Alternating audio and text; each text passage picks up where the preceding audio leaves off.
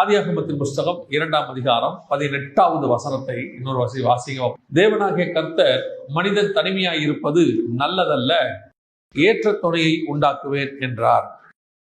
இந்த வசனம் நாம எல்லாருமே கணவன் மனைவிக்கான வசனமா தான் வச்சிருக்கிறோம். அதுதான் உண்மையும் கூட. ஏன்னா ஆண்டவர் ஆதாமை படைக்கும் பொழுது இந்த காரியத்தை சொல்லுகிறார். கண்டிப்பாக இது கணவன் மனைவிக்கான மிக முக்கியமான வசனமாய் இருக்கு. ஏற்ற துணையை ஆண்டவர் உண்டாக்குகிறார் என்று சொல்லிதான் பார்க்கிறோம். நாம் அதைத்தான் எதிர்பார்க்கிறோம். உண்மை அதுதான். நிறைய பேருக்கு ஒரு சந்தேகம் இருக்கு, இந்த ஏற்ற துணைனா என்ன? இந்த ஏற்ற துணைங்கிறது இதான் ஏற்ற துணையா அப்படின்னு சொல்லி ஆண்களுக்கும் சந்தேகம் இருக்கு, பெண்களுக்கும் சந்தேகம் இருக்குது. என்ன ஏற்ற துணை அப்படிங்கிறது? நமக்கு இந்த திருமணம் ஆகிற வரைக்கும் ஒரு கனவு இருக்குது. கனவுன்றதை விட எதிர்பார்ப்பு இருக்கு. இப்படி இருக்கும், அப்படி இருக்கும், அந்த மாதிரி இருக்கும், குடும்ப வாழ்க்கை இப்படி ஆகும், அப்படி ஆகும் அப்படிலாம் நம்ம நினச்சிக்கிட்டு வந்தோம்னா 99% ஆப்போசிட்டாக தான் இருக்குது. அவன் பார்க்குறான், இதுதான் ஏற்ற துணையா, இதான் குடும்ப வாழ்க்கையா, இதுக்கு தான் இவ்வளோ கஷ்டப்பட்டோமா அப்படிங்கிற ஒரு ஃபீல் பாதி பேருக்கு வந்துடுது. போன தலைமுறையில் இருக்கிறவங்க என்ன செய்வாங்கன்னா, இந்த அம்மாமார்கள் என்ன செய்வாங்கன்னா, அவங்க கொஞ்சம் பொறுமைசாலிகள். அவங்க கொஞ்சம் பொறுமையாக இருந்து ஹேண்டில் பண்ணி கொஞ்சம் அதை சரி பண்ணி கொண்டாந்துருவாங்க. இப்போ இருக்கிறது ஃபாஸ்ட் ஃபுட்டு காலம்.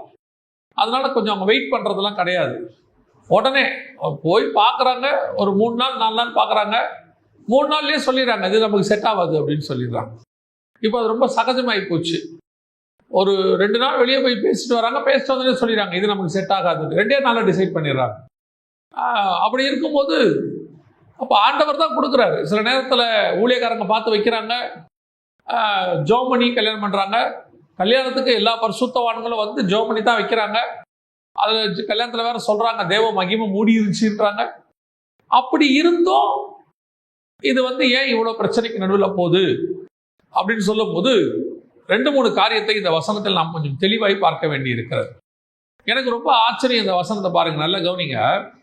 ஒரு விஷயத்தை நாம் இதில் புரிஞ்சுக்கணும். என்ன புரிஞ்சுக்கணும் அப்படின்னா, இப்போ இந்த இடத்துல ஆண்டவர் சொல்றாரு 18வது வசனம், பின்பு தேவனாகிய கர்த்தர் மனுஷன் தனிமையாக இருப்பது நல்லதல்ல, ஏற்ற துணையை அவனுக்கு உண்டாக்குவேன் என்றார். சொல்லிட்டு ஏவாளை உண்டாக்கல, மனுஷி அவர் என்ன செய்யல, உண்டாக்கல. அடுத்து 19வது வசனத்துல இருந்து 19வது வசனம் 20வது வசனம் 2 வசனத்தையும் ஆண்டவர் அங்க முன்னாடி கொண்டாடுறார்.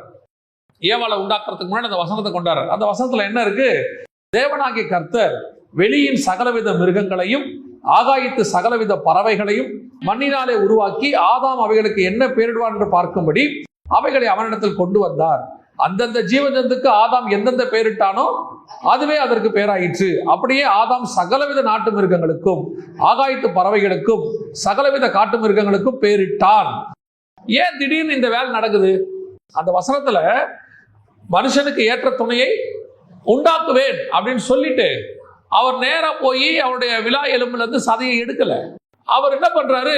இந்த வார்த்தையை சொல்லிட்டு எல்லாத்தையும் கொண்டு பேர் வைக்க சொல்றார். பேர் வை, எல்லாத்தையும் என்ன செய், பேர் வை, எல்லாத்துக்கும் பேர் வைக்கிறான். பேர் வச்சு முடிச்ச உடனே வசனம் சொல்லுது, ஆதாமுக்கோ ஏற்ற துணை இன்னும் யாருக்கு காணப்படவில்லை? ஆதாமுக்கு காணப்படவில்லை. ஏன் அப்படின்னா, ஆதாம் எப்படி பேர் வைப்பான்னு மட்டும் நீங்க தெரிஞ்சுக்கோங்க. ஆதாம் எப்படி அவன் பேர் வைப்பான் கீழே இருக்குது. அப்பொழுது ஆதாம், இவள் என் எலும்பில் எலும்பும் என் மாம்சத்தில். அப்ப அவன் பேர் வைக்கும் போது எப்படி வைப்பான்னு பாத்தீங்கன்னா, அவங்க உருவான விதத்தை பார்த்து பேர் வைப்பான். அவங்க எப்படி உருவாகுறாங்கன்றத பார்த்து பேர் வைப்பான். வசனம் சொல்லுது, இவள் மனுஷியிலிருந்து எடுக்கப்பட்டபடியால் மனுஷி எனப்படுவாள் என்றான். அப்ப ஏவாளுக்கு பேர் வைக்க மனுஷின்னு வைக்கும் போது அவளுடைய கிரியேஷனை பார்க்கறான். இவ எப்படி உருவானா, எண்ணிலிருந்து இவ உருவாகி வந்திருக்கிறா, அதனால மனுஷின்னு பேரு அப்படின்னு. இதுக்கு முன்னாடி ஆண்டவர் என்ன பண்றாரு? எல்லாத்தையும் கொண்டு காட்டுறாரு அவங்கிட்ட. எல்லாத்தோட கிரியேஷனையும் பார்க்கறான். இது எல்லாம் மண்ணுனால வந்துச்சு, மண்ணுனால உருவாக்கி இருக்கிறாரு. எல்லா கிரியேஷனையும் பார்த்து இப்போ ஆதாமுக்கு ஒரு தெளிவு வருகிறது. இப்படி உண்டாக்கப்பட்ட எதுவுமே எனக்கு ஏற்ற துணை கிடையாது. முதல்ல என்ன தெரியுது அவனுக்கு? இந்த மண்ணினாலே உண்டாக்கப்பட்ட பறவையோ மிருகமோ ஜீவ ஜந்துக்கள் எதுவுமே எனக்கு என்ன கிடையாது, ஏற்ற துணை கிடையாது. எண்ணிலிருந்து உருவாக்கி கொண்டு வந்த ஏவாள் தான் எனக்கு ஏற்ற துணை, மனுஷி தான் எனக்கு ஏற்ற துணை அப்படிங்கிறத முதல்ல அவனுக்கு புரிய வைக்கிறாரு. புரியுதா? இப்ப ஏன் நடுவில் எல்லாத்தையும் பேர் வைக்க கொண்டு வர்றாருன்னா, எல்லா கிரியேஷனையும் பார்க்கறான், உருவாக்கின விதத்தை பார்க்கறான், மண்ணில இருந்து அது எப்படி வந்துச்சுன்னு பார்க்கறான், இவன் எப்படி வந்தான்னு பார்க்கறான், யார மனுஷிய ரெண்டுத்தையும் பார்க்கறான். இதுல எது எனக்கு ஏற்ற துணை தெரியுமா? என்னிலிருந்து எலும்பிலிருந்து உண்டாக்கப்பட்டு என்னுடைய எலும்பிலிருந்து உருவாக்கப்பட்டதான இந்த மனுஷி தான் எனக்கு ஏற்ற துணை. அப்போ மண்ணினால வேற விதமா உண்டாக்கப்பட்ட எதுவுமே எனக்கு ஏற்ற துணை கிடையாது. அப்போ இந்த ஏற்ற துணை என்பதனுடைய அர்த்தம் என்ன? உனக்கு அந்த ஆண்டவர் கொண்டு ஒரு துணையை கொடுக்கறதுக்கு முன்னாடி, அது 25 வயசுல கொடுக்குறாரோ, 26 வயசுல கொடுக்குறாரோ, 28 வயசுல கொடுக்குறாரோ, 30 வயசுல கொடுக்குறாரோ, 40 வயசுல கூட கொடுக்குறாரோ, அப்படி கொடுக்கும் போது உங்களுக்கு ஒண்ணு தெரியணும், இது வரைக்கும் நான் பார்த்த எதுவுமே எனக்கு என்ன கிடையாது, ஏற்ற துணை கிடையாது. என் கைக்கு ஆண்டவர் கொண்டு வந்து கொடுத்திருக்கிறார்ல, இதுதான் எனக்கு ஏற்ற துணை. இது வரைக்கும் நான் எல்லாத்தையும் பார்த்தேன். மனுஷன் பார்க்கும் போதெல்லாம் பார்க்கறான். அதனாலதான் நான் சொல்லுவேன், நீங்கள் கல்யாணத்துக்கு முன்னாடி எத்தனை வேணாலும் செலக்ட் பண்ணலாம், எவ்வளவு வேணாலும் பொண்ணு பார்க்கறாங்க, நிறைய பேர் பார்க்கறாங்க, அப்படித்தான் பார்த்துக்கோங்க, அது உங்க இஷ்டம். ஆனா கல்யாணத்துக்கு அப்புறம் ஒண்ணு கூட பார்க்க கூடாது. அதுக்கப்புறம் எதையும் யோசிக்கவே கூடாது. இதுவா இருந்திருக்குமோ, அதுவா இருந்திருக்குமோ, ஒருவேளை இது கிடைச்சிருக்குமோ, அவ்வளவுதான் முடிச்சு. எப்ப கைக்கு வந்துச்சோ தெரிஞ்சுக்கணும், இதுதான் எனக்கென்று உருவாக்கப்பட்ட ஏற்ற துணை. புரியுதா நான் சொல்றது? அதுக்கு முன்னாடி ஆண்டவர் எல்லாத்தையும் காட்டுவார். பாரு, எல்லாத்தையும் பார்த்தாச்சு. சிலது நமக்கு ஏற்ற துணை மாதிரி தோணும், ஆனா கைக்கு வராது. சிலது ஏற்ற துணை மாதிரி இருக்காது, அதுவும் கைக்கு வராது. நாம எதிர்பார்க்காம ஒண்ணு நம்ம கைக்கு வரும், ஆண்டவர் கொடுப்பாரு. அது கணவனையோ மனைவியோ கொடுப்பாரு. அது வந்தாச்சா நமக்கு தோணணும், இது வரைக்கும் நான் பார்த்த எதுவுமே எனக்கு ஏற்ற துணை இல்லை, எனக்கு ஆண்டவர் ஒன்று கொடுத்திருக்கிறாரு, அதுதான் எனக்கு ஏற்ற துணை. அல்லேலூயா. சரி, இப்ப ஏற்ற துணை வந்துருச்சு.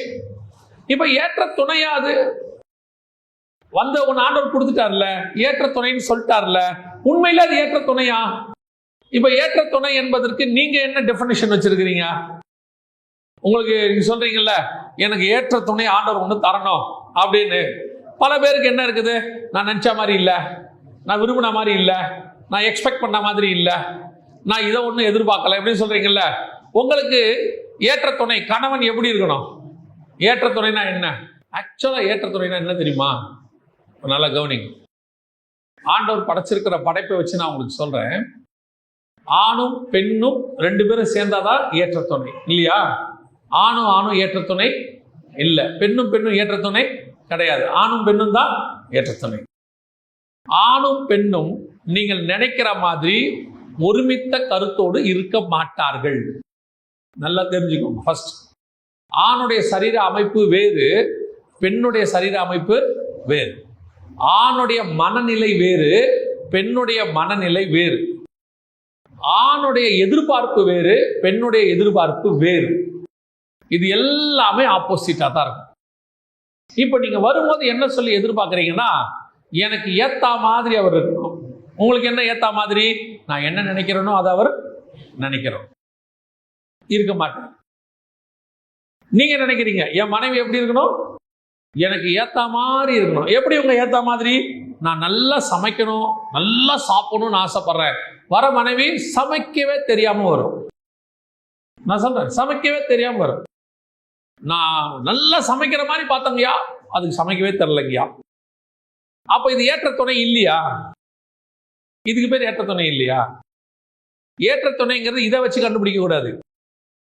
நீங்க எதிர்பார்த்த மாதிரி அது கன்ஃபார்மா இருக்காது 99%. அப்ப என்ன நடக்குது? ஏற்ற துணைனா என்ன? நான் எதிர்பார்க்கிற நினைக்கிறேன் அப்படியே அப்படி இருக்காது. அது வேறு சூழ்நிலையில வளர்ந்துருக்குது, வேற குடும்பத்துல வளர்ந்துருக்குது, அது வேற மாதிரி தான் இருக்கும். நம்ம வேற சூழ்நிலையில வளர்ந்துருக்கிறோம், வேற குடும்பத்துல வளர்ந்துருக்கிறோம், நம்ம வளர்ந்தது வேற இடமா இருக்கும், இது வேற மாதிரி தான் இருக்கும். ரெண்டு ஆப்போசிட்டா இருக்கும். அப்ப ஏற்ற துணை என்பது எதை குறிக்கிறது அப்படின்னு கேட்டீங்கன்னா, இப்ப பாருங்க, எனக்கு ஆண்டவர் உணர்த்தின சில உதாரணத்தை நான் வச்சு சொல்றேன். இப்ப கப்பன் சாஸ்தர் இருக்கு இல்லையா? கப்பும் சாஸ்திரம் ஏற்ற துணை தானே, ரெண்டு சேர்ந்தா தானே ஒரு செட்டு. அதான செட்டு. போய் கேட்கும் போது என்ன கேட்குறீங்க? கப்பன் சாஸ்தர். கப்பன் சாஸ்தர் வாங்குறீங்க, கப்பு வேற மாடல், சாஸ்தர் வேற மாடல். அது வேற இது வேற. ஆனா இது ரெண்டும் ஒரு இடத்துல ஒன்னா சேரும். பாக்குறீங்களா? வைக்கும் போது கரெக்டா அது மேல வைக்கிறதுக்கு ஒரு காடி எடுத்திருப்பான், கரெக்டா வைப்பா, ரெண்டும் நிக்கும். ஆனா இது ரெண்டும் எதுக்காக சேர்ந்தது? இந்த கப்பும் சாசனம் எதுக்காக சேர்ந்தது? காஃபி குடிக்கிறதுக்காக சேர்ந்தது. யாரோ ஒருத்தருக்கு காஃபி குடிக்க, அது வரைக்கும் ரெண்டும் எப்படி இருக்கும்? வீட்டில் எப்படி வச்சிருப்பாங்க? தனித்தனியா இருக்கும். இது வேறையா இருக்கும், அது வேறையா இருக்கும். ஆனா ரெண்டும் ஒரு ஆள் வந்த உடனே ஒரு இடத்துல ஒன்னா சேரும், சேர்ந்து கொண்டு வந்து கொடுக்கும். அப்பா அவர் காஃபி குடிப்பாரு. சில நம்ம ஆளு காப்பியை சாசரில் ஊத்தி குடிக்கிறவன் இருக்கா, சில ஆளு காப்பியை வச்சுட்டு சாசரை போட்டு மூடி ஆறாம இருக்கிறதுக்கு வச்சிருக்காங்க, சில சாசரை புடிச்சுக்கிட்டு குடிக்கிறவங்க இருக்கிறாங்க. இது ரெண்டும் சேர்ந்து ஒரு வேலையை செய்யும். மற்றபடி இது ரெண்டும் ஆப்போசிட்டா இருக்கும். இதோடைய அமைப்பு வேற. இது பாத்தீங்கன்னா ஹரிசாண்டலா இருக்கும், இது வெர்டிகலா இருக்கும். இது உள்ள குழியா இருக்கும், இது கொஞ்சம் கான்கேவ் கான்வெக்ஸ் மாதிரி இருக்கும். ஒவ்வொன்றும் ஒவ்வொரு விதமா இருக்கும். ஆனால் இது ரெண்டும் சேர்ந்து ஒரு வேலையை நடப்பிக்கும். போல்ட் எடுத்துக்கோங்க, நட்டு எடுத்துக்கோங்க. நீங்க பார்த்துருப்பீங்க, போல்ட் வேற மாதிரி இருக்கும், நட்டு வேற மாதிரி இருக்கும். இது ரெண்டும் கடையில போய் கேட்டீங்கன்னா வெறும் போல்ட் வாங்கினாலும் பிரயோஜனம் இல்லை, வெறும் நட்டு வாங்கினாலும் பிரயோஜனம் இல்லை. போல்ட் பாருங்க நீளமா இருக்கும், நட்டு ரவுண்டா இப்படி இருக்கும். இது ரெண்டும் சேர்ந்து ஒரு மறையில ஏறும். ரெண்டும் தனித்தனியா தான் இருக்கும் ஒரு இடத்துல, ரெண்டும் சேரும் ஒரு இடத்துல. இது ரெண்டும் சேர்ந்து, இப்போ ஒரு உதாரணத்துக்கு சொல்றேன், கார் வீல் இருக்குது, என்ன ஒரு 4 போல்ட் 8 போல்ட் போட்டிருப்பாங்க. இது ரெண்டும் 8 சேர்ந்து என்ன பண்ணும்னா ஒரு காரை ஓட்டுவதற்கு பயன்படுகிறது. அந்த போல்ட் போடாம கார் உங்ககிட்ட கொடுத்தானா ஆக்சிடென்ட் ஆயிடும். இப்ப இது ரெண்டும் சேர்ந்து ஒரு வேலை செய்யுது இல்ல. இப்ப நட்டும் போல்ட்டும் ஏற்ற துணை, கப்பும் சாசரும் ஏற்ற துணை. இந்த மாதிரி நிறைய இருக்குது. இப்போ ஒரு நாள்னு சொல்றோம் டே, இந்த நாள்ல இரவே வரல, அப்ப என்ன ஆகும்? இது முழுக்க என்னது? அப்புறம் பகல். இரவு வந்தாதான் ஒரு நாள். ஆனா இரவு வேற, பகல் வேற. இங்க சூரியன் இருக்கும், அங்க சந்திரன் இருக்கும். இது சூடா இருக்கும், அது குளிர்ச்சியா இருக்கும். இதோடைய சூழ்நிலை வேறு, அதோடைய சூழ்நிலை வேறு.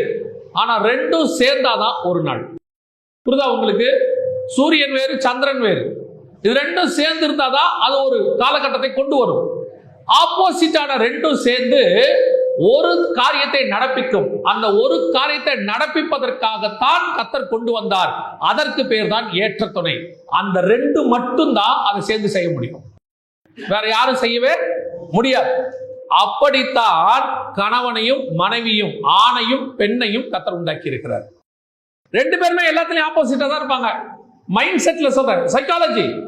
ஆண்கள் சைக்காலஜி வேற, பெண்கள் சைக்காலஜி வேற. இவங்களுக்கு வேற ஒரு கலர் பிடிக்கும், லைட் கலர் பிடிக்கும், அவருக்கு டார்க் கலர் பிடிக்கும்.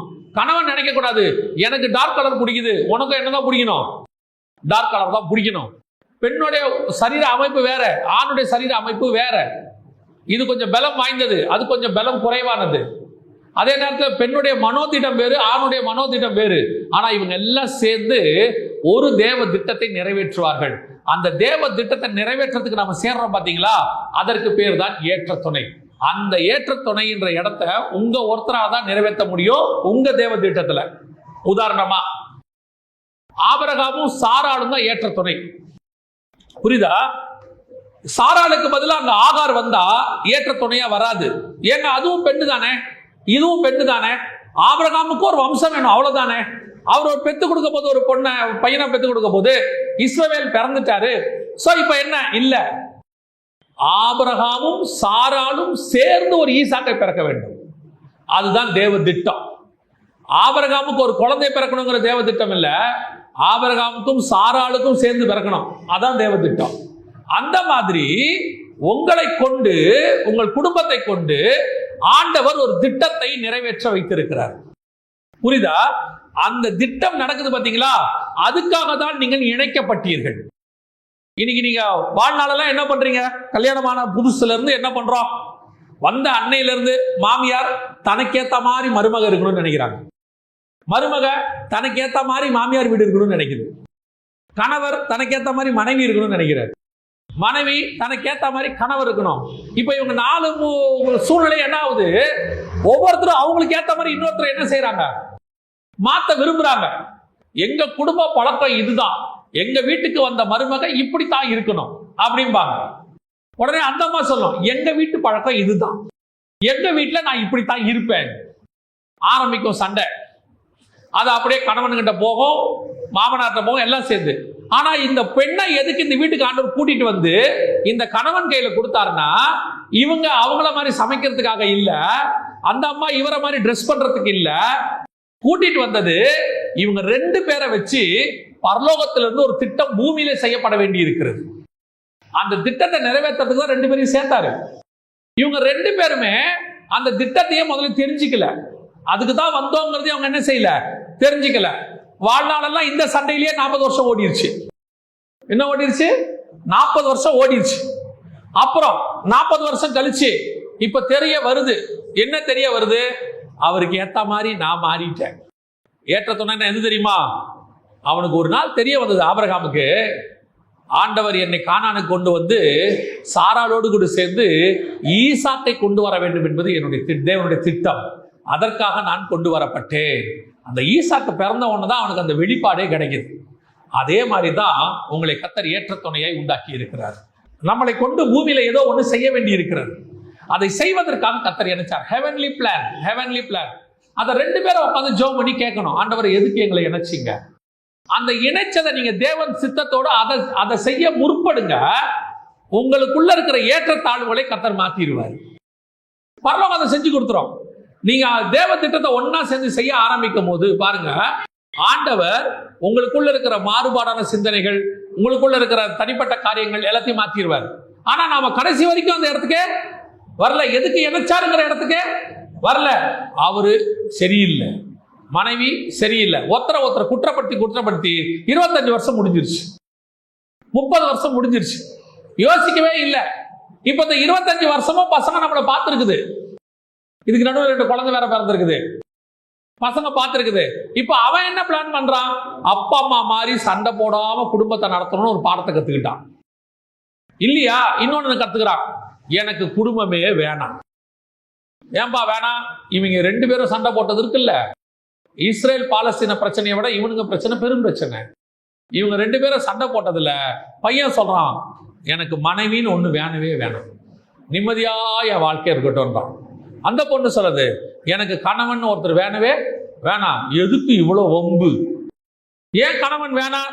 இவங்க 2 பேரும் போட்ட சண்டை இருக்குது பாருங்க. அப்ப ஏற்ற துணை என்பது இதல்ல, சண்டை போடுவதல்ல, சமாதானம் ஆவதல்ல. இது சகஜம், நம்ம முடிவுக்கு வந்துட்டோம். ஆனால் நம் வாழ்க்கையில தேவன்கிட்ட கேட்கணும், எங்களை எதுக்கு ஒண்ணு இணைச்சிருக்கிறீங்க? ஏதோ ஒரு நோக்கத்துக்காக தான் கொண்டு வந்திருப்பீங்க. இல்லைன்னா ஆண்டவர் நினைச்சா என்ன பண்ணிருக்கலாம்? எவ்வளவோ காரியத்தை தடுத்த ஆண்டவர் இதை தடுக்காம விட்டாரியே. நேரத்துல கேட்கிறோம்ல, ஏன் ஆண்டவர் எனக்கு கொடுத்தீங்க? உனக்கு இதுதான் வாழ்க்கையில மோசமான அழிவுனா ஆண்டவர் என்னைக்காவது காப்பாற்றி விட்டுருப்பாரு. அப்ப ஏற்ற துணையை ஆண்டவர் எதுக்கு உண்டாக்குகிறாரு? உங்கள் மூலமாக பரலோகம் ஏதோ ஒன்றை பூமியில செய்ய விரும்புகிறது. அதை செய்வதை நீங்கள் கண்டுபிடிச்சு அதை செய்யணும். 2வது, ஏற்ற துணை எதற்காக? வாசிங்க, பிரசங்கியின் புஸ்தகம் 4ஆம் அதிகாரம் 10-11 வசனம் வாசிங்க. ஒருவன் விழுந்தால் அவன் உடனாளி அவனை தூக்கி விடுவான். ஒண்டியா இருந்து விழுகிறவனுக்கு ஐயோ. நல்லா கவனிங்க, எதுக்கு 2 பேரை ஆண்டவர் உண்டாக்குகிறார்? ஏற்ற துணை 2 பேரை கர்த்தர் உண்டாக்குவதற்கு காரணம் என்ன? ஒருவன் விழுந்தால் இன்னொரு என்ன செய்வானா? தூக்கி விடுவான். இதை நீங்க உலக பிரகாரமாயும் எடுத்துக்கலாம், மெயினா ஸ்பிரிச்சுவலா எடுத்துக்கலாம். இப்ப ஸ்பிரிச்சுவலா எடுக்கும் பொழுது ஒரு காரியத்தை நான் உங்களுக்கு சொல்றேன். இது வெறும் திருமணம் ஆனவங்களுக்கு மட்டும்தானா அப்படின்னு கேட்டீங்கன்னு சொன்னா, புதிய ஏற்பாட்டில் கர்த்தர் சொல்றாரு, திருமணம் ஆகாமல் இருக்கிறதுக்கும் வாய்ப்பு இருக்கு. தாயின் வயிற்றிலே அன்னகராய் பிறந்தவரும் உண்டு, மனுஷரால் அன்னகராக்கப்பட்டவரும் உண்டு, தேவனுக்காக தன்னை அன்னகரலாக்கி கொண்டவர்களும் உண்டு. அதாவது இந்த அன்னகருங்கிறதுக்கு 2 அர்த்தம் இருக்கு. ஒன்று சரீர பிரகாரமான அன்னகர், இன்னொன்று திருமணம் ஆகாதவர். சரி, இவர் இப்போ ஒண்டிதானே, இவர் ஒண்டிதானே. அப்ப புதிய ஏற்பாட்டை பொறுத்த வரைக்கும் ஏற்ற துணை என்பது என்ன? இப்ப இயேசு பாருங்க, ஒரு வசனத்தை ஆண்டவர் அழகா சொல்றார். வாசிங்க, மத்தேயு எழுதின சுவிசேஷம் 18ஆம் அதிகாரம் 19வது வசனத்தை வாசி. அல்லாமலும் 2 பேர் தாங்கள் வேண்டிக் கொள்ள போகிற எந்த காரியத்தை குறித்தாவது, இப்ப 2 பேர் ஒருமனப்பட்டிருக்கணும் அப்படின்னு இருக்கு. 2 பேர் ஒருமனப்பட்டிருக்கணும். 2 பேர் பூமியில ஒரு காரியத்தை குறித்து ஒருமனப்பட்டிருந்தால் அப்படின்னு சொல்றார். இப்போ புதிய ஏற்பாட்டை பொறுத்த வரைக்கும் அன்னகராக இருந்தால், இப்ப இயேசு அனுப்பும் போது 2 பேரை தான் அனுப்புறாரு. எல்லாரையும் நீங்க பார்த்திருப்பீங்க இல்லையா? அற்புதம் செய்யறதுக்கு, எல்லாத்தையும் செய்யறதுக்கு என்ன செய்யறாரு? 2 பேரை அனுப்புறாரு. சரி, இந்தியாவுக்கு யார் வந்தது? எத்தனை தோமா? ஒருத்தர் தான் வந்தாரா? அப்ப 2 பேர்ல வந்திருக்கணும். இன்னொரு ஆள் எங்க? நான் சொல்றது புரியுதா? இயேசு 2 பேரை அனுப்பினதுக்கு ஒரு காரணம் இருக்கு. மாம்சத்தின்படி சொல்றேன். என்ன காரணம்? ஒருவன் விழுந்தால் இன்னொருவன் தூக்குவான். இப்போ உலக பிரகாரமா சொல்றேன். ஒரு கணவன் சோர்ந்து போனா பிசினஸ்ல என்ன ஆகும்? ஒரு வீழ்ச்சி வரும். வாழ்க்கைங்கிறது ஒரு சைக்கிள். எல்லாமே 100% பிறந்ததுல இருந்து எல்லாமே தோல்வியே இல்லாம சாவர வரைக்கும் சக்சஸ்ஃபுல்லா இருந்த அப்படிங்கிற ஒரு மனுஷன் உலகத்தில் கிடையாது. பிறந்ததுல இருந்து தோல்வியை மட்டுமே பார்த்துட்டு நல்ல காலத்தை பார்க்காம செத்த மனுஷன் ஒருத்தன் இருக்க வாய்ப்பே இல்லை. எல்லார் வாழ்க்கையில எல்லாமே என்ன செய்யும்? வரும். அந்த மாதிரி நேரத்துல நமக்கு சோறும் போது கீழே அப்படி தாழ்ந்து உட்காரும் போது தூக்கி விடுறதுக்கு யார் வேணும்? கூட ஒரு ஆள் வேணும். ஒண்டியா இருந்தா அது இருக்காது. அதுக்குதான் ஆண்டவர் பெரும்பாலும் யாரை கொடுக்கிறாரு? மனைவியை கொடுக்கிறார் வீட்டுல. எனக்கு ரொம்ப பிடிச்ச ஒரு காரியம் என்னன்னா, ஈசாக்கோடைய வாழ்க்கையில நீங்க பாத்தீங்கன்னா, எனக்கு ஏன் அதை சொல்றேன் ஈசாக்குன்னா, எனக்கு பழைய ஏற்பாட்டில் பிடிச்ச கணவன் மனைவி அவங்கள மாதிரி ஒரு மனமுத்த தம்பதி. அவங்கள பத்தி ஒரு தனி செய்தி 1.5 மணி நேரம் 2 மணி நேரம் எடுக்கலாம். அவ்வளோ விஷயம் இருக்குதுன்னு வச்சுக்கோங்களேன். இப்போ அப்படி இருக்கும் பொழுது, இப்போ ஈசாக்குடைய வாழ்க்கையில பஞ்சம் வருது. பஞ்சம் வந்துச்சு. எங்கேயாவது ரெபேக்காள் வந்து அவர்கிட்ட பேசினாங்கன்னு இருக்கா? இல்ல. ரெபேக்காளுக்கு 20 வருஷம் குழந்தை இல்லாம இருந்துச்சு. ஏன்னா ஈசாக்கு கல்யாணம் ஆகும் போது 40 வயசு, ஏசாவும் யாக்கோவும் பிறக்கும் போது 60 வயசு. 20 வருஷம் ரெபேக்காளுக்கு என்ன இல்ல? குழந்தை இல்ல. பாருங்க, பஞ்சம் ஒரு கஷ்டம் வந்த உடனே யோபுவின் மனைவி வந்து அவன்கிட்ட என்ன சொல்லிட்டாங்க? தேவனை தூஷித்து ஜீவனை விடும். இப்ப பிள்ளை இல்ல ராகேலுக்கு. வந்த உடனே என்ன பண்ணிட்டாங்க? யாக்கோவை பார்த்து என்ன பண்ணாங்க? எனக்கு பிள்ளை கொடும். அந்த அம்மா டார்ச்சர் பண்ணிருச்சு. சரி, டார்ச்சர் பண்ணாட்டி பரவாயில்ல. இப்போ அண்ணாளுக்கு பிள்ளை இல்ல. அந்த அம்மா என்ன பண்ணிட்டே இருக்கும்? அழுதுனே இருக்கும். அதை பார்க்க இவனுக்கு எப்படி இருக்கும்? மனசு கஷ்டமா இருக்கும். சில நேரத்துல நாம் துக்கமா இருக்கும் போது ஆறுதலா இருக்கிறதுக்கு தான் யாரை கொடுத்திருக்கிறாரு? விழுந்தால் தூக்கிறதுக்கு தான் கொடுத்திருக்கிறாரு. இப்ப பாருங்க, அண்ணால் அழுதுனே இருக்குது. ஆனா ரெபேக்காளை பொறுத்த வரைக்கும் 20 வருஷம் பஞ்சம், குழந்தை இல்ல, பயங்கர போராட்டம். அதை விட பிரச்சனை, அந்த ஊர்ல பொண்ணு அழகா இருந்தா தூக்கின்னு போயிடுவான். வசனம் சொல்றது, ஈசாக் சொல்றான், அவளை வைத்து தன்னை கொல்லுவார்கள் என்று பயந்து சகோதரி என்று சொன்னான். அப்பனா எவ்வளவு பாருங்க பயம். அவனுக்கே அவ்வளவு பயம் தான். அந்த அம்மாவுக்கு எவ்வளவு பயம் இருக்கும். சாரால பார்வன் தூக்கிட்டு போயிட்டாரு. இவன் இந்த அம்மா என்ன நினைக்கும்? அந்த அம்மாவை தூக்கிட்டு போகும்போது 65 வயசு. யார தூக்கிட்டு போகும்போது? சாரால தூக்கிட்டு போகும்போது 65 வயசு. 2வது தடவை அபிமெலேக்கு வந்து தூக்கிட்டு போயிடுவான் சாரால. அப்ப தூக்கிட்டு போகும்போது 90 வயசு. இப்ப ரெபேக்கா என்ன நினைக்கும்? இந்த ஊருக்காரங்க 90 வயசு கேள்வியே தூக்கிட்டு போனானே, 40 வயசுல இருக்கிற என்ன தூக்கிட்டு போனா என்ன ஆகும்? ஒரு பயமா இருக்குமா இல்லையா? எங்கேயாவது புலம்புச்சா? புலம்பாது. தோல்வி வரும்போது, கண்ணீர் வரும்போது, சூழ்நிலை வரும்போது ஒருத்தருக்கு ஒருத்தர் ஆறுதலா இருப்பதுக்கு தான் கர்த்தர் கொடுத்திருக்கிறார். ஆண்டவர் எப்படி கொடுத்திருக்காரோ அப்படியே ஏற்றுக்கொள்ளுங்க. அவ்வளவுதான். டிஸ்கரேஜ் பண்ண வேண்டிய அவசியமே இல்ல. அப்படியே கணவனை மட்டம் தட்டி மனைவியை மட்டம் தட்டி வேதம் சொல்லுது, விழுந்தவனை தூக்கிறதுக்கு தான் ஒருத்தனை கர்த்தர் கொடுத்திருக்கிறாரு ஒழிய நிக்கிறவனை விழத்தல்றதுக்கு அல்ல. சில நேரத்தில் எல்லாருக்கும் எல்லா டேலண்டும் இருக்காது. பாருங்களேன், ஹிட்லர் பயங்கர டேலண்டான ஆளு, செம்ம டேலண்ட், உலகத்தையே பிடிக்கிற டேலண்ட். கடைசியில பாத்தீங்கன்னா அவன் பண்ணது எல்லாமே தப்பு, நாண்டு கொண்டு செத்தான். அப்படி ஒரு டேலண்டான, ஒரு தப்பான டேலண்டான ஒரு கணவன் இருக்கிறத விட ஒருவேளை டேலண்ட் இல்லாம நல்லவனா இருக்கிறது எவ்வளவு முக்கியம் இல்லையா? எத்தனை பேர் பாருங்க, அப்படியே ஊர் ஃபுல்லா கடனை வாங்கி, வீடை கட்டி, காரை வாங்கி எல்லாரும் பெருமையா இருக்காங்க. திடீர்னு ஒரு பார்த்தா அரெஸ்ட் பண்ணி போலீஸ் கூட்டிட்டு போகுது. ஒருவேளை உங்க கணவனோ மனைவியோ அப்படி ஒரு காரியம் செய்யறவங்களா இருக்க மாட்டாங்க. கொஞ்சம் சம்பாதிப்பாங்க, அதுல உண்மையா இருப்பாங்க, யாருக்கும் தெரியாது. ஆனா வாழ்க்கை நிம்மதியா போயிட்டு இருக்கோம். நாம அப்படியே பிரஷர் கொடுக்கறது, உனக்கு சமைக்க தெரியல, உனக்கு அது தெரியல, குடும்பத்தை நடத்த தெரியல, உடனே அந்த அம்மா உனக்கு இது தெரியாது அது தெரியாது. ரொம்ப கேர்ஃபுல்லா இருந்து கொள்ளுங்க. ஆண்டவர் 2 பேராக கொடுத்திருக்கிறது எதற்காகனா, நிக்கிறவனை விழ தள்ளுறதுக்கு அல்ல, விழுந்தவனை. பிரசங்கியின் புஸ்தகம் 4:11. 2 பேராய் படுத்துக் கொண்டிருந்தால் அவர்களுக்கு சூடுண்டாகும், ஒண்டியாயிருக்கிறவனுக்கு சூடுண்டாவது எப்படி? அர்த்தம் என்ன தெரியுமா? ஒருவேளை ஆவிக்குரிய வாழ்க்கையில அனல் இல்லாத தன்மை இருந்தால், அனல் உண்டாக்குவதற்கு தான் கர்த்தர் இன்னொருத்தரை கொடுத்திருக்கிறார். நான் சொல்லுவேன், சபைகளுக்கு போங்க, எந்த சர்ச்சுக்கு வேணா போங்க, அது சிஎஸ்ஐ, பெண்டிகாஸ்டல், எந்த சர்ச்சுக்கு வேணா போங்க, பெண்கள் கூட்டம் தான் அதிகம். பெண்கள் கூட்டம் தான் அதிகம். காரணம் என்ன தெரியுமா? ஒரு குடும்பத்தை அனல் உண்டாக்குவதற்கு கர்த்தர் பெண்களை இப்பொழுது பயன்படுத்தி கொண்டிருக்கிறார். கணவர்கள் இப்போ ஓடி சம்பாத்தியம் ஓடி அப்படியே எல்லா பக்கமும் ஓடி, அவங்கள பொறுத்த வரைக்கும் ஞாயிற்றுக்கிழமை சர்ச்சுக்கு வந்துட்டா போதும், சம்பாரிச்சுட்டு தசமபாகம் கொடுத்துட்டா போதும், மற்றபடி பைபிள் வாசிக்கிறது, ஜெபம் பண்றது, எதை பத்தியும் கவலையே கிடையாது. அவங்க நினைக்கிறாங்க சம்பாரிச்சு தசமபாகம் காணி கொடுத்துட்டா, சந்தா கட்டிட்டா குடும்பம் நடந்துரும்னு. நடக்காது. அந்த குடும்பத்துல பேக் போன ஒரு அம்மா ஜெபம் பண்ணிட்டு உட்காந்துருக்கோம், ஒரு அம்மா பைபிள் வாசித்துட்டு இருக்கோம். ஒரு காலம் வரும், அந்த குடும்பத்தினுடைய மொத்த ஆவிக்குரிய வாழ்க்கையும் நான் இப்ப பார்க்கிறேன், அநேக பெண்களை பார்க்கிறேன், ரட்சிக்கப்படாத கணவனை எல்லாம் ஜெபம் பண்ணி ரட்சிப்புக்குள்ள நடத்திடுறாங்க. துன்மார்க்கரான கணவனை எல்லாம் மாத்திடுறாங்க. 2 பேர் இருப்பார்கள், ஒருவன் அனல் இல்லாமல் இருப்பான். அந்த இன்னொரு அனல் உண்டாக்குறது யாரா இருக்கும்னா கூட இருக்கிறவங்க. அதுக்கு தான் ஆண்டவர் கொடுத்திருக்கிறார். ஒருவேளை மனைவி ரட்சிக்கப்படாம இருந்தா, ஆண்டவருக்குள்ள வராம இருந்தா, அவங்களை ஆண்டவருக்குள்ள கொண்டு வர அனல் உண்டாக்க வேண்டியது யாருடைய பொறுப்பு? கணவனுடைய பொறுப்பு. இன்னைக்கு கணவன் ரட்சிக்கப்படல அப்படின்னு உடனே ஒரு கூட்டம் எப்படி இருக்குன்னா, இவர் வேண்டாம், ஒரு அம்மா சொல்லிட்டு போய்தான், என் கணவர் ரட்சிக்கப்படல, ரட்சிக்கப்படாதவரோடு கூட இணைஞ்சிருக்க கூடாது, அவிசுவாசியோட விசுவாசி என்ன செய்யக்கூடாது? பிணைக்கப்படக்கூடாதுன்னு இருக்கே, நான் என் கணவரோட இருக்க மாட்டேன் அப்படின்னு பாஸ்டர்கிட்ட சொல்லியிருக்கு.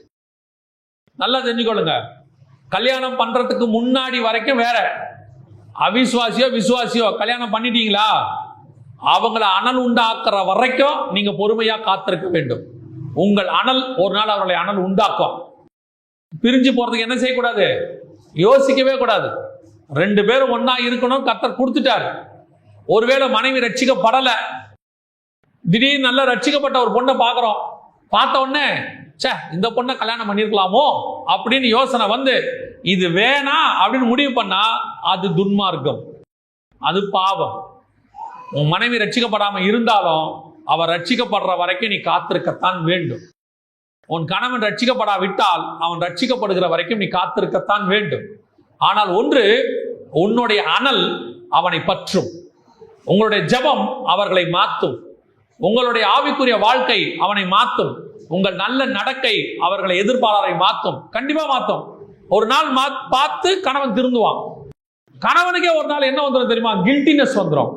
நம்ம இவ்வளவு பண்ணியும் எப்படி இருக்கிறா அவன் பாப்பாரு, உலகத்துல பாப்பாரு, ஃப்ரெண்ட்ஸ் கிட்ட பேசுவாரு, என் ஒய்ஃப ஒரு வார்த்தை சொன்னேன் அம்மா வீட்டுக்கு போயிடுச்சு அப்படின்னு அவன் சொல்லியிருப்பான். ஃப்ரெண்டு யோசிப்பாரு, நம்ம இவ்வளவு பண்ணியும் இது அம்மா வீட்டுக்கு போலியே. ஒரு நாள் இந்த நல்ல நடக்கை, அப்படிதான் வசனம் சொல்லுது, உங்கள் நல்ல நடக்கையினாலே உங்கள் கணவரை என்ன செய்யுங்க? ஆதாயப்படுத்திக் கொள்ளுங்கள். அதே தான் கணவனுக்கும் பொருந்தும். ஆண்டவர் எதுக்கு இன்னொரு ஏற்ற துணை கொடுத்திருக்கிறார் என்றால், நம்முடைய ஆவிக்குரிய வாழ்க்கையை கட்டி எழுப்புவதற்கு, விழுந்தவனை தூக்கி எடுப்பதற்கு, அனல் இல்லாதவனை அனல் உண்டாக்குவதற்கு. அப்படிப்பட்டவர்களாய்த்தான் நாம் இருக்கணுமே ஒழிய, ஒரு நாளும் நல்லா கவனிச்சுக்கொள்ளுங்க, அனலாய் இருக்கிறவனை அனல் இல்லாதவனை மாற்றி விடக்கூடாது. நிறைய ஆவிக்குரியவர்கள் திருமணமான பிறகு பின்மாற்றம் அடைஞ்சிட்டாங்க. குடும்ப வாழ்க்கை சரியா அமையாததுனால, நல்லா ரட்சிக்கப்பட்டு ஜெபம் பண்ண பொண்ணெல்லாம் கணவன் சரியா அமையாததுனால பின்மாற்றம் அடைஞ்சிருச்சு. நல்லா ரட்சிக்கப்பட்ட பையன் மனைவி சரியா அமையாததுனால குடிகாரனா மாறிட்டான். இது நடக்குது. ஆனா பைபிள் எதுக்கு 2 பேரை இணைக்குதுன்னா, அனல் இல்லாதவர்களை என்ன உண்டாக்கணும்? அனல் உண்டாக்கணும். அனல் இல்லாமல் படுத்திருக்கிறானா அவனை என்ன உண்டாக்கணும்? அனல் உண்டாக்குவதற்கு. ஒரு குடும்பத்தினுடைய ஆவிக்குரிய பொறுப்பு கணவன் மனைவி 2 பேருக்கும் இருக்கு. நம்ம நினைச்ச மாதிரி ஆவிக்குரிய அனுபவம் மனைவிக்கு இல்லையா, அதை உண்டாக்க வேண்டியது நம்முடைய பொறுப்பு. நம்ம நினைச்ச மாதிரி மனைவி கணவன் அப்படி இல்லையா, நம்ம ஜெபத்துல மாற்ற வேண்டியது நம்முடைய பொறுப்பு. கடைசியாக ஒரு காரியத்தை நான் சொல்லிவிட்டு முடிக்கிறேன். வாசிங்க என்னாகமத்தின் புஸ்தகம் 13ஆம் அதிகாரம் 33ஆம் வசனம் வாசிங்க. 13:33. அங்கே ராட்சதர் திறமையான ஏனாக்கின் குமாரராகிய ராட்சதரையும் கண்டோம். நாங்கள் எங்கள் பார்வைக்கு வெட்டுக்கிளிகளைப் போல் இருந்தோம், அவர்கள் பார்வைக்கும் அப்படியே இருந்தோம் என்று சொல்லி, இப்படி இஸ்ரவேல் புத்திரருக்குள்ளே தாங்கள் சுற்றி பார்த்து வந்த தேசத்தை குறித்து செய்தி பரவ செய்தார்கள். நம்ம எல்லாருக்கும் தெரிஞ்ச ஒரு சம்பவம். 12 பேர் போனாங்க, 10 பேர் வந்து அங்க என்ன பண்ணாங்க? துர்ச்செய்தி பரப்பினாங்க. ஆனால் யோசுவாவும் காலேபும். இங்க வசனம் சொல்லுது, 6வது வசனம் வாசிங்க, 14:6. சுட்டி பார்த்தவர்களில் நூனின் குமாரனாகிய யோசுவாவும் எப்புன்னேயின் குமாரனாகிய காலேபும் தங்கள் வஸ்திரங்களை கிழித்துக் கொண்டு. நல்லா கவனிங்க, 10 பேர் துர்ச்செய்தியை பரப்புனாங்க. ஆனா அந்த 2 பேர் சொல்றாங்க, அப்படி இல்ல, நாங்கள் போய் சுற்றி பார்த்து சோதித்த தேசம் மகா நல்ல தேசம், கர்த்தர் நம்மேல் பிரியமாயிருந்தால் அந்த தேசத்தில் நம்மை கொண்டு போய் பாலும் தேனும் ஓடுகிற அந்த தேசத்தை நமக்கு இதோ அது ஃபுல்லா பாத்தீங்கன்னு சொன்ன அடுத்த வசனம் வரைக்கும், 10வது வசனம் வரைக்கும் நல்ல செய்தியை சொல்லுகிறார்கள். ஒரே தேசத்தை தான், ஒரே விஷயம்தான். ஆனா 10 பேர் சொன்னதுக்கும் இந்த 2 பேர் சொன்னதுக்கும் வித்தியாசம் இருக்கு. 10 பேர் துர்ச்செய்தியை பரப்பினார்கள், 2 பேர் நற்செய்தி. கர்த்தர் எதுக்கு 2 பேரை செலக்ட் பண்றாரு? இப்ப வாசிங்க, மார்க் எழுதின சுவிசேஷம் 6ஆம் அதிகாரம் 11வது வசனத்தை வாசிங்க. எவர்களாகிலும் உங்களை ஏற்றுக்கொள்ளாமலும் உங்கள் வசனங்களை கேளாமலும் இருந்தால் நீங்கள் அவ்விடம் விட்டு புறப்படும்போது அவர்களுக்குச் சாட்சியாக உங்கள் கால்களின் கீழே படிந்த தூசியை உதறி போடுங்கள். நியாயத்தீர்ப்பு நாளிலே அந்த பட்டணத்திற்கு நேரிடுவதைப் பார்க்கிலும் சோதோம் கொமோரா பட்டணத்திற்கு நேரிடுவது இலகுவாயிருக்கும் என்று மெய்யாகவே உங்களுக்குச் சொல்லுகிறேன் என்று சொல்லி அவர்களை 2 பேராக அனுப்பினார். எதுக்கு இந்த 2 பேரை அனுப்பினாரு? வாசிங்க, லூக்கா 9:1 வாசிங்க. லூக்கா 9:1. அவர் தம்முடைய 12 சீஷரையும் வரவழைத்து சகல பிசாசுகளையும் துரத்தவும் வியாதியுள்ளவர்களை குணமாக்கவும் அவர்களுக்கு வல்லமையும் அதிகாரமும் கொடுத்து தேவனுடைய ராஜ்யத்தை குறித்து பிரசங்கிக்கவும் பிணியாளிகளை சொஸ்தமாக்கவும் அவர்களை அனுப்பினார். அப்ப எதுக்கு அனுப்பினார்? 2 பேரா? 2 பேராங்கிறது மார்க் 6:11 இருக்குது, அனுப்பினாருங்கிறது லூக்கால இருக்குது. அந்த 2 பேருன்றதுக்கு தான் இங்க வந்தேன். 2 பேரா எதுக்காக அனுப்பினார் அப்படின்னு கேட்டா, துர்ச்செய்தியை பரப்ப அல்ல, நற்செய்தியை பரப்ப. 2 பேர் போயிட்டு வந்து நற்செய்தியை சொன்னார்கள், 10 பேர் துர்ச்செய்தியை சொன்னார்கள். ஆண்டவர் எதுக்கு 2 பேரை அனுப்புறாரு? இந்த 2 பேரை அனுப்பும் பொழுது நற்செய்தி, ஒருவன் 1000 பேரையும் 2 பேர் 10,000 பேரையும் அதிகமானோரை சந்திப்பதற்கு. 2 பேரை ஏன் கர்த்தர் உங்களை இணைச்சிருக்கிறார் தெரியுமா? உங்க 2 பேரை இணைச்சதுக்கு காரணம் நற்செய்தியை பரப்புவதற்கு. இன்னைக்கு வீட்டுக்குள்ள நீங்க நற்செய்தியை சொல்றீங்களா, துர்ச்செய்தியை சொல்றீங்களா?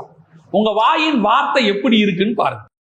இன்னைக்கு எந்த ஒரு விஷயத்தையும் வீட்டுக்குள்ள பேசும்போதே நெகட்டிவா தான் சொல்லும் போதே. பையனை சொல்லும் போது மார்க்கு கம்மியா எடுத்தான், நம்ம என்ன சொல்றோம்? இப்படி எடுத்தா நீ நடுத்தேர்ல தான் நிற்ப.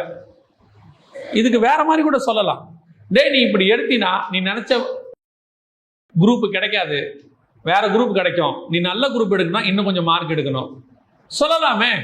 சரி, ஒருவேளை உனக்கு படிக்க முடியலையாப்பா, ஆண்டவர்கிட்ட கேளு, ஞானத்தை கொடுப்பாரு, இப்படி சொல்லாமே. சொல்லும் போதே நெகட்டிவ், துர்ச்செய்தி. எதை சொன்னாலும் நடக்காது, ஆகாது. கணவர் வந்து ஏதோ ஒன்று சொல்றாரு, ஒரு பிசினஸ்ல இன்வெஸ்ட் பண்ணலான்னு இருக்கிறேன். சரிப்பா, ஜெபம் பண்ணுங்க, பார்த்து பண்ணுங்க, கர்த்தர் கூட இருப்பாரு, ஜாக்கிரதையா யோசிச்சிட்டீங்களான்னு கேட்கறது இல்ல. உங்களுக்கு தான் எதுவும் வராத, நீங்க தொட்டாதான் எல்லாம் நாசமா போகுமே, எதுக்கு உங்களுக்கு இந்த வேண்டாத வேலை? இப்ப நல்லா தானே போயிட்டு இருக்கு, அவன் பாக்குறான் போயிடும் போல. எதுக்கு எடுத்தாலும் பையன் சைக்கிள் ஓட்டுறானா சொல்லும் போது, டேய் பார்த்து போடா, கொஞ்சம் ஓரமா போ, பொறுமையா ஓட்டு, அது பரவாயில்ல, பார்த்து போடா, எதுல லாரி வரும் அடிபட்டுற போது சொல்லுமா. சில ஆட்களுக்கு வாய் ஏன் தான் அப்படி இருக்குன்னே தெரியாது. வசனம் சொல்லுது, ஜீவனும் மரணமும் எங்க இருக்கு? நாவல இருக்கு. எதுக்கு எடுத்தாலும் துர்ச்செய்தி, சொல்ற விஷயமே நெகட்டிவ். ஆண்டவர் உங்களை என்னை கூட்டது எதுக்கு தெரியுமா? நற்செய்தி சொல்லுவதற்கு. அந்தந்த காலம் வரும்போது அந்தந்த ஆண்டவர் கொடுத்தாருல, அதே மாதிரி வசதி வாய்ப்புகளும் அந்தந்த காலம் வரும்போது கர்த்தர் உயர்த்தி கொடுப்பார். நமக்கு தர ஆண்டவர் வேற யாருக்கு தர போறாரு? சிலர் இந்த மோட்டிவேஷன்லாம் பேசணும்னு சொல்லி போயிடுவோம். அப்படி போயிடாதீங்க. உங்க வாயில் வார்த்தை வருவது எல்லாம் குட் நியூஸாக இருக்க வேண்டும். அதுல மிகப்பெரிய குட் நியூஸ் ஆண்டவரை பத்தின செய்தி. குடும்பம் யாரை பத்தி சொல்லணும்? ஆண்டவரை பத்தி சொல்லணும். வீட்டுக்குள்ள ஆண்டவரை பத்தி கொஞ்சமாவது சொல்லணும். முந்தைய நம்ம வீடுகள் எல்லாம் பாத்தீங்கன்னு சொன்னா, இந்த ஒரு ஜபத்துக்கு வீட்டை திறந்து கொடுப்பாங்க. வீட்டில் காட்டேஜ் பிரேயர் மீட்டிங் அந்த மாதிரி மாசத்துல ஒரு நாள் வைப்பாங்க. அது ஒரு பிஸ்கெட்டோ டீயோ தான் தருவாங்கன்னு வச்சுக்கோங்களேன். அது என்ன கொடுக்குறாங்கிறது முக்கியம் இல்லை. ஆனா கர்த்தருக்கு உங்க வீட்டில் நற்செய்திக்கு நீங்கள் இடம் கொடுக்கும் போது உங்கள் வீட்டை கர்த்தர் ஆசீர்வதிக்க வல்லமை உள்ளவராக இருக்கிறார். நாங்க ஒரு சின்ன வீட்டில் தான் இருந்தோம், குட்டி வீட்டில். அது வந்து குட்டி வீடுனா என்னன்னா, மொத்தமே ஒரு 150 ஸ்கொயர் ஃபீட் உள்ளதான ஒரு வீடு, அவ்வளவுதான். அதுலயே ஒரு கிச்சன் இருக்கும், பாத்ரூம் இருக்கும், ஒரு ஹால் இருக்கும், மொத்தமே அவ்வளவுதான் இருக்கும். ஒரு 150-160 ஸ்கொயர் ஃபீட் தான் மொத்தமே அந்த வீடு. அந்த மாதிரி எங்ககிட்ட 2 வீடு இருந்துச்சு தனித்தனியா. எங்க அம்மா என்ன பண்ணாங்க, 2வது வீட்டை வாங்கும்போது அந்த வீட்டை வாடகைக்கு விடணும்னு எல்லாரும் சொல்லும் போது எங்க அம்மா சொன்னாங்க, வேண்டாம், ஒரு வீட்டில் நாங்க இருக்கிறோம், இன்னொரு வீட்டை ஊழியத்துக்கு திறந்து கொடுக்குறோம்னு சொன்னாங்க. எனக்கே ஆச்சரியம். ஏன்னா எங்களுக்கு அப்போ வாடகைக்கு விட்டா காசு வரும், நல்ல காசு வரும். ஆனா எங்க அம்மா சொன்னாங்க, வேண்டாம் வாடகைக்கு விட வேண்டாம், அந்த வீட்டை என்ன பண்ணிடுவோம், ஊழியத்துக்குன்னு வைப்போம். அங்கே சண்டே கிளாஸ் நடக்கும், மாசத்துல ஒரு நாள் காட்டேஜ் பிரேயர் மீட்டிங் நடக்கும், ஒரு ஊழியக்காரர் வந்து அங்க ஜாப் பண்ணுவாரு, அங்க ஃபாஸ்டிங் பிரேயர் இருப்பாரு, முழுக்க அந்த வீடு ஊழியத்துக்குன்னு மாறிச்சு. நான் சொல்றேன், அன்னைக்கு அவர்கள் கொடுத்தது ஒரு சின்ன அறை, ஒரு 150 ஸ்கொயர் ஃபீட் தான். ஆனால் இன்னைக்கு ஆண்டவர் அதை விட பெருசாக ஒரு பைபிள் காலேஜை கொடுத்திருக்கிறார். நீங்க என்ன கொடுக்குறீங்கன்றதுனால அவர் கொடுக்குறேன்னு சொல்லல, நம்ம இருதயத்தை கர்த்தர் பார்க்கிறார். கொஞ்சமா திறந்து கொடுக்கணும்னு பார்க்கிறாரு. கொஞ்சமாவது உங்க வீடுகளில் நற்செய்திக்கு இடம் கொடுங்க. உங்க வீடுகளில் மட்டும் இல்ல, உங்க வாழ்க்கையில நீங்க போய் நற்செய்தி சொல்லுங்க. கணவன் மனைவி சேர்ந்து என்ன செய்யுங்க, ஒரு காஸ்பல் சொல்லுங்க. 30 நாள் உங்க வீட்டுக்காக உழைக்கிறீங்க, மாசத்துல ஒரு நாள் ஆண்டவருக்கு ஏன் உழைக்க கூடாது? ஆண்டவருக்காக ஒரு சுவிசேஷம் சொல்லக்கூடாது? வெறும் மிஷனரிகளுக்கு நீங்க பணம் அனுப்புறீங்க, நல்லது.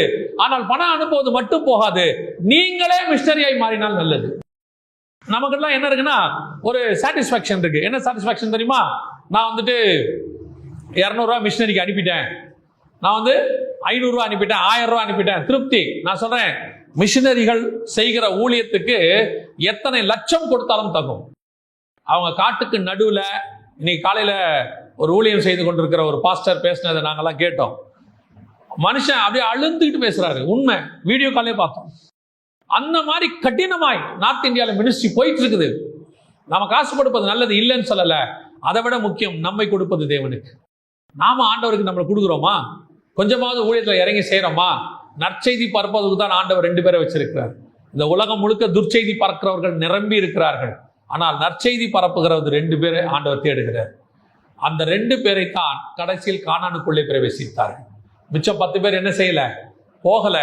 எந்த 2 பேரை கர்த்தர் இணைக்கிறாரு, எந்த 2 பேரை கானானு கூட்டு போறாருன்னா, ஆண்டவர் என் நற்செய்தி பரப்பக்கூடிய 2 பேரை தான் இணைக்கிறாரு. நற்செய்தி பரப்பக்கூடிய 2 பேரை தான் கானானு கூட்டிட்டு போறாரு. இன்னைக்கு நாம எப்படிப்பட்டவங்களா இருக்கிறோம்? கணவனும் மனைவியும் நற்செய்திங்கிற பேர்ல இந்த உலகத்துல வாழ்றதுக்கு என்னென்ன சம்பாதிக்கணும், என்னென்ன கட்டணும், பிள்ளைங்களுக்கு என்ன இன்சூரன்ஸ் போடணும், எதிர்காலத்துக்கு என்ன சேர்த்து வைக்கணும், பிள்ளைகளுக்கு என்னென்ன இடம் வாங்கி போடணும், இது எதுவுமே நற்செய்தி இல்லை. தெரியுமா உங்களுக்கு? இது எதுவுமே நற்செய்தி கிடையாது. இது உங்க பிள்ளைகளுக்கு நீங்க செய்றீங்க, நாளைக்கு அது உங்க பிள்ளைகளுக்கு போகுமான்னு தெரியாது, போனாலும் உங்கள் பிள்ளைகளை அதை ஒழுங்கா வச்சிருப்பாங்களான்னு தெரியாது. ஆனா ஒண்ணு, நீங்கள் சம்பாதிக்கிற ஆத்மா கண்டிப்பாய் பரலோகத்துக்கு வரும். அது பரலோகத்தில் சொத்தாக இருக்கும். அந்த சொத்தை யாரும் உங்கள் கையிலிருந்து எடுக்கவே முடியாது. 50 வருஷம் 60 வருஷம் கஷ்டப்பட்டு சம்பாதிக்கிறீங்க, பிஎஃப் வருது, ரிட்டையர் ஆகும்போது பணம் வருது, எல்லாத்தையும் போட்டு ஒரு வீடு கட்டுறீங்க. இந்த வீடு கடைசி வரைக்கும் பரலோகத்துக்கு வருமானா தெரியாது. ஆனால் நீங்கள் சம்பாதிக்கிற ஆத்மா கடைசி வரைக்கும் பரலோகத்துக்கு வரும். அப்ப நம்ம எது நற்செய்தின்னு புரிஞ்சுக்கணும், எதை சம்பாதிக்கணும்னு புரிஞ்சுக்கணும், எதுக்கு இன்வெஸ்ட் பண்ணணும்னு பார்க்குறோம். சிலர்லாம் ஒரு 50 வயசு வரைக்கும் இன்சூரன்ஸ் போடுறாங்க. என்ன சொல்லி போடுறாங்க தெரியுமா? சாகும்போது நமக்கு அது என்னவாகும், யூஸ் ஆகும்னு சொல்லி. யூஸ் ஆகுது. எப்படி யூஸ் ஆகுது தெரியுமா? கரெக்டா 58 வயசு ஆகும்போது இன்சூரன்ஸும் வருது, கூடவே கிட்னி ஃபெயிலியரும் ஆயிடுது, கூடவே சுகர் பிபி எல்லாம் சேர்ந்து வந்துடுது. வந்த பணத்தை அப்படியே டாக்டர் கிட்ட கொடுக்கறதுக்கு சரியா இருக்குது. அப்போ என்ன சொல்றாங்க தெரியுமா?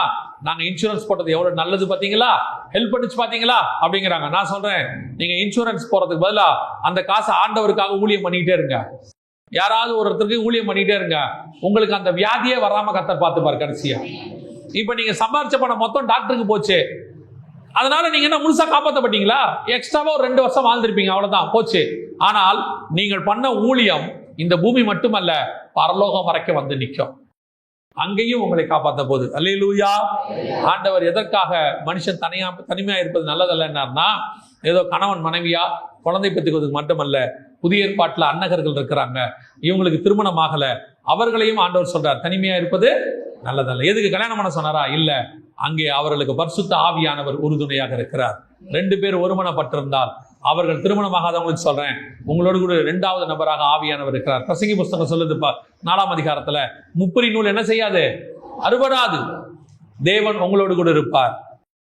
இந்த 2 பேரும் சேர்ந்து பெரிய இவ்வளவு காரியத்தையும் கணவனும் மனைவியும் சேர்ந்து செய்ய வேண்டியதை தேவனும் நீங்களும் செய்ய முடியும். கல்யாணமாகாத மனைவியோ பெண்ணோ, கல்யாணமாகாத ஆணோ, ஒருவேளை கர்த்தர் உங்களை அப்படி வாழ சொன்னா, இந்த ஏற்ற துணை உங்களுக்கு யாருன்னா பரிசுத்த ஆவியானவர்.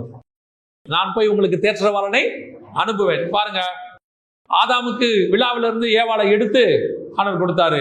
இயேசு கிறிஸ்துக்கு விழாவில் குத்துனாங்க, சபை வந்துச்சு. இப்ப ஏற்ற துணையாக சபை இருக்கிறது, ஏற்ற துணையாக ஆவியானவர் இருக்கிறார். இப்ப அவர் உங்களை நடத்துவார். ஒருவேளை திருமணம் ஆகியிருந்தா நீங்க 2 பேரும் ஏற்ற துணையாக இருந்து நடத்தணும். திருமணம் ஆகலையா, உங்களுக்கு ஏற்ற துணையாய் பரிசுத்த ஆவியானவர் இருப்பார். அவர் இவ்வளவு காரியத்தையும் உங்களுக்கு கொண்டு செய்ய வல்லமை உள்ளவராக இருக்கிறார். அல்லேலூயா. நம்ம ஜெபம் பண்ண போகிறோம். எல்லாரும் எழுந்திருக்கலாமா? நெகட்டிவான தாட்ஸை எடுத்துருங்க. ரட்சிக்கப்படாத கணவன் இருந்தா, ரட்சிக்கப்படாத மனைவி இருந்தா, இப்ப நீங்க அவங்களுக்காக நெகட்டிவான தாட்ஸை எடுத்துருங்க.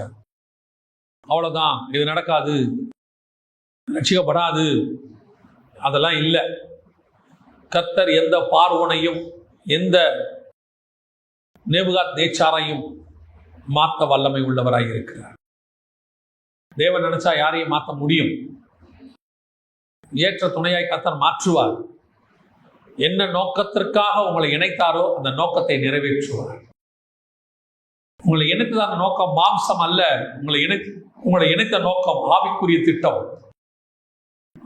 ஆபிரகாமையும் சாராளையும் இணைச்சது மாம்சம் செத்து போன பிறகு. அதான் வசனம் சொல்லுது. அதுக்கப்புறம் ஒரு ஆவிக்குரிய திட்டம், வாக்கு தத்தத்தின் பிள்ளைன்னு இருக்கு. அந்த வாக்கு தத்தத்தின் காரியத்தை நிறைவேற்றுறதுக்கு தான் கர்த்தர் அவங்களை இணைச்சார். ஆபிரகாம் ஆட்டு மந்தைய சம்பாதிக்கிறதுக்கு இல்ல, கானான் தேசத்தை சுதந்திரிக்க இல்ல. ஏன்னா எபிரேயர் 11 அவனே எழுதுறார், ஆபிரகாமே எழுதுறார். அவர் அதையல்ல, அதிலும் மேன்மையான பரம தேசத்தையே நாடினார்.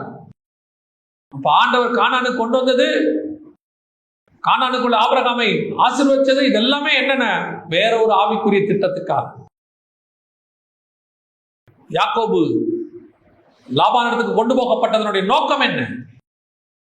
ஆடு மாடுகளை சம்பாதிக்கவா? இல்ல, 12 கோத்திரம் அங்கே பெற்றெடுக்கப்பட வேண்டும். யோசேப்பு எகிப்துக்கு கொண்டு போகப்பட்டது எதற்காக? பிரதமர் ஆகிறதுக்காகவா? இல்ல, புறஜாதியா யாக்கோபு என்கிற இஸ்ரவேல் வழியாக சிலுவை வரணும், கையை கிராஸா வைக்கணும், அந்த கிராஸ் வழியாக புறஜாதியார் உள்ளே வரணும். இந்த அடையாளத்தை நிறைவேற்றுவதற்காக ஒவ்வொன்றுக்கு பின்னாடி ஒரு தேவ திட்டம் இருக்கு. உன்னை பூமிக்கு கொண்டு வந்தது ஏதோ நீ கல்யாணம் பண்ணி குழந்தை பெற்று வீடு வாசல் கட்டி கடைசியா சாவறதுக்கு இல்ல. உங்க மூலமா பரலோகம் ஒரு ஆவிக்குரிய திட்டத்தை நிறைவேற்ற வச்சிருக்கு. அது என்னன்னு ஆண்டவர்கிட்ட கேட்கணும். எனக்கு சொல்லுங்க ஆண்டவர், அதை நிறைவேற்றிட்டீங்களான்னு பாருங்க. அதுக்குதான் ஆண்டவர் உங்களை வச்சிருக்கிறார். நாம ஜெபிக்க போகிறோம். என் குடும்பத்துல உங்க ஆவிக்குரிய திட்டம் நிறைவேறிடுச்சா? என் குடும்பத்துல உங்க பரலோகத்தின் திட்டம் நிறைவேறிடுச்சா? எங்களுக்கு தெரியப்படுத்துங்க ஆண்டவரே. எங்க மேல நீங்க வச்ச திட்டம் என்ன? இந்த பூமியில எங்களை கொண்டு வந்ததுக்கு நோக்கம் என்ன? நான் ஏதோ 800 கோடியில 10ஓட 11 இருப்பதற்கு இந்த பூமிக்கு வரவில்லை. என்னை கொண்டு பரலோகம் ஒரு காரியம் செய்ய நினைத்திருக்கிறது. அதற்காக நான் கொண்டு வரப்பட்டேன். அது செய்து முடித்தவுடன் நான் பரலோகத்திற்கு போய்விடுவேன். இந்த எண்ணம் உங்களுக்கு இருக்கணும். அதுக்கு ஏற்ற துணையை தான் கர்த்தர் இங்கே உண்டாக்குகிறார். நீங்க ஏற்ற துணையை வச்சுக்கிட்டு மற்ற காரியங்கள் எல்லாம் யோசிச்சுக்கிட்டு இருக்கீங்க. பூமிக்குரிய புகழ், பணம், ஆஸ்தி, சம்பாத்தியம், வீடு வாசல், படிப்பு, அதை பாதுகாக்கிறதுக்கு எதிர்காலத்தில் பிள்ளைங்க, இப்படி நினைக்கிறீங்க. பரலோகம் எதுக்கு கொண்டு வந்ததுங்கிறத நீங்க உட்கார்ந்து கேட்கணும் ஆண்டவர்கிட்ட. Why I am here? நான் ஏன் இங்கே இருக்கிறேன்? ஒப்பு கொடுப்போமா தேவ சமூகத்தில்? அப்படி கேட்க விரும்புறவங்கெல்லாம், ஆண்டவரே என்ன நோக்கத்துக்காக என்னை கொண்டு வந்தீங்கப்பா, அப்படி கேட்க விரும்புறவங்கெல்லாம் உங்க கரங்களை தேவனுக்கு நேராக உயர்த்தி, ஆண்டவரே என்னை இங்கே கொண்டு வந்ததுக்கான நோக்கம் என்ன, முகாந்தரம் என்ன, என்னை நிறைவேற்றி கொண்டு போங்கப்பா.